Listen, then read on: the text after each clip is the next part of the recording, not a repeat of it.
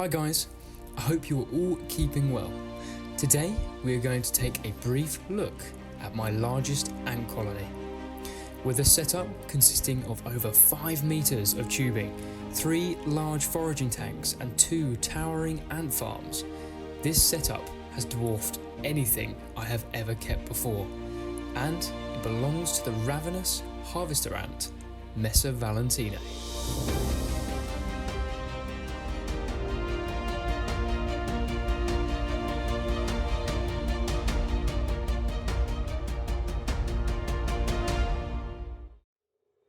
To start off, I'm going to show you around. Firstly, we have the nest.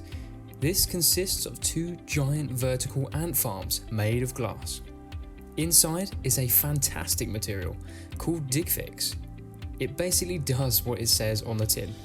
If the ants dig into a certain area, that area will stay dug and will no longer be able to collapse. Every type of ant has their own unique tunnel digging design, and by using this nest, it was amazing to see what my ants could do. You can see that they have carved out specific chambers and tunnels for certain purposes. Some for brood, others for vital members of the colony, like the queen and alates. Okay, let's move on to the thing that connects this setup all together, the tubing.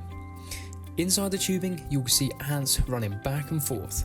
Some will be heading back to the nest after foraging. Others may be heading out to collect food. But in some parts of this setup, ants have used areas of the tubing as storage chambers for food. As Messer Valentine are harvester ants, they collect seeds, and here, large major workers grind down the seeds and turn them into a fine ant bread. This provides the ants with a great source of both protein and sugar. Following the tubing, we can see that it steeply banks up and onto the second level of the ant farm. Within the tubing, I have provided small vines for the ants to use to help with their climb. Once to the second level, they can enter the first glass foraging tank. In this tank, I like to do all my live feeding, where I would drop in a couple of live crickets or mealworms for the ants to hunt down and eat. Although their diet mainly consists of seeds, these ants will never turn down a protein-rich food source to feed their voracious larvae. With every foraging area, I also provide a water source in a test tube. Water is an essential component for these ants, as unlike their African cousins, these guys like their setup nice and humid, as they are from the tropical regions of China. As well as providing them with a test tube of water, I tend to give the foraging areas a gentle spray down with bottled water once a week, just to keep the humidity levels as high as possible. I also check the humidity and temperature levels with these 2-in-1 magnetic gauges. Also, with every foraging area, I provide a constant source of sugary liquid, in this case, honey. I tend to use these slow drip feeders as they keep the honey fresh and prevent the ants from drowning. Once again, although the ants get sugar from their seeds, this supply of honey is also an irresistible food source for my ants.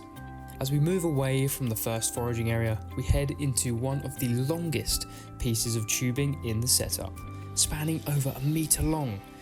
As we head down this colossal highway, we approach what I like to call the dirt box. It is simply a foraging area filled with substrate.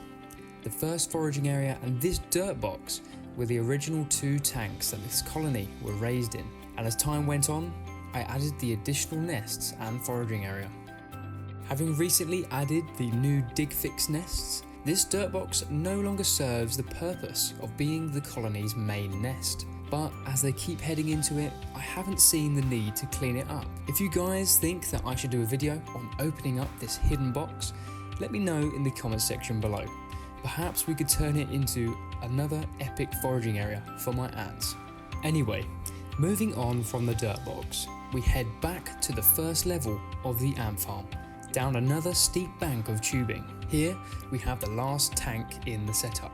This second foraging tank, like the other, has a constant source of sugar and water, but it is also where I feed my ants their seeds. This way it is easier for them to drag the seeds back to the main nest. But there is something very unique about this tank, which was completely implemented by the ants. Their gigantic rubbish pile. Although I clean these guys out weekly, I thought I would leave this pile here so you can get an idea as to how many seeds they crack open and eat in a single week. Not only is there old seeds in this pile, we also have all the uneaten pieces of insects and the elderly ants who have unfortunately died of old age. As we follow the tubing out of the second foraging area, we are back to the main nest.